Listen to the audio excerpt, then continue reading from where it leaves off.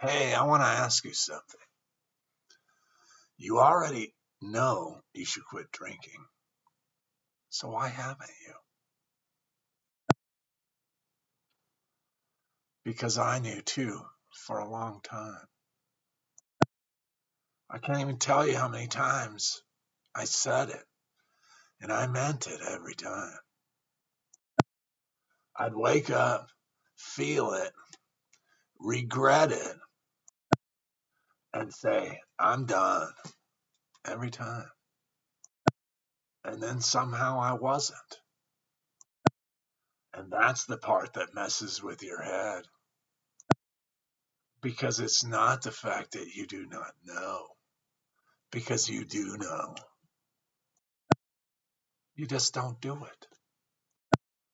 I used to think I had a drinking problem, but that wasn't the whole truth. The real problem was I couldn't stop, even when I wanted to, even when I meant it. I tell myself, tomorrow. But tomorrow just kept moving. And after a while, you stop trusting yourself. There's a point you hit when it's not fun anymore. You're not drinking to enjoy it, drinking to feel normal or to not feel at all. And that's a scary place to be because you know something's wrong, but you still can't stop. For me, the change didn't come from trying harder. I tried that. It didn't come from willpower. I didn't have enough. It came when I finally got honest and admitted I couldn't do this by myself.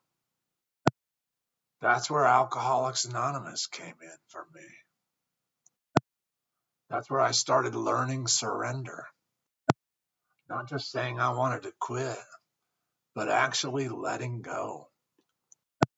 And for me, that led to God.